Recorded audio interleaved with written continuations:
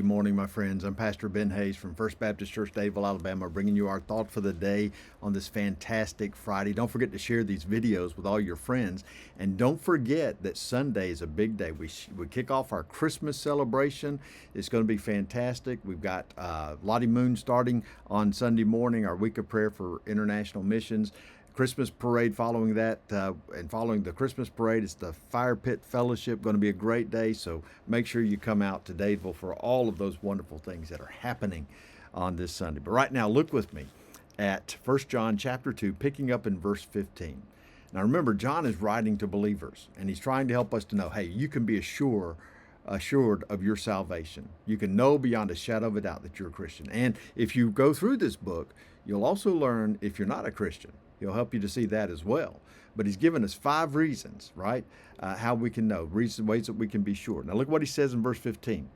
Now, he's already told us we have to love our brothers, right? If we don't love our brothers, our fellow Christians, then we're walking in darkness and the truth is not in us, okay? Look at what he says. Do not love the world or the things in the world. If anyone loves the world, the love of the Father is not in him. Now, I want to be clear here. He's not talking about not loving lost people. He's not talking about not loving the world. The Bible says, John 3:16, for God so loved the world that he gave his only begotten son. And we're called to love those people as well. What he's talking about are worldly things. We're not supposed to love worldly things. We're not supposed to love life so much that we don't want to have anything to do with heaven. We're not supposed to hang on to material possessions. We're supposed to use them for the glory of God and to minister to other people. We're not to look for the proclamation of greatness or fame or fortune, those kinds of things. That's what he's talking about, loving the world. And he says when we have that kind of love for the world, where we're unwilling to let go of our old life, we want to hold on to our old life, and we're reaching out to God to grab hold of him for salvation, you'll never reach God as long as you're holding on to that old way of life.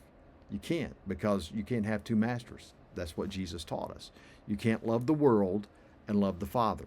He says, if you love the world, the love of the Father is not in us. Why? He says, for all that is in the world, the lust of the flesh, the lust of the eyes, the pride of life, is not of the Father, but is of the world. Now, I got to tell you, those 3 things that he talks about there, the lust of the flesh, lust of the eyes, the pride of life, those 3 things summarize every sin that you've ever thought of committing or ever committed. It's your attitude, it's your actions, it's your thought processes, every part of us. And understand, everything that's in the world is summed up in that. And it's not of the Father. The Father gives us love and hope and joy and peace and salvation. He gives us a heart to love other people and to minister to people who are in need, not to hang on to this world and the things of this world, not even your family. Understand that. Understand, we've got to be willing to let go of everything in order to experience the love of the Father. Now, that doesn't mean that we neglect our family. It doesn't mean that we ignore our family. It means that in comparison to our love for the Father, everything else pales. Everything else goes away, right? We still love them. We still minister to them. We still hang out with them. But our love for and commitment to the Father overwhelms our love and commitment to everything else in this world. Now look what he says, verse 17, and the world is passing away and the lust of it, but he who does the will of God abides forever. See, everything in this life is temporary. Everything in this world is decaying, even our bodies. We can't hold on to it for eternity. Nothing in this world was created to last forever, but our relationship with the Father is. And when we experience that joy of salvation, we recognize that nothing else compares. Think about that today.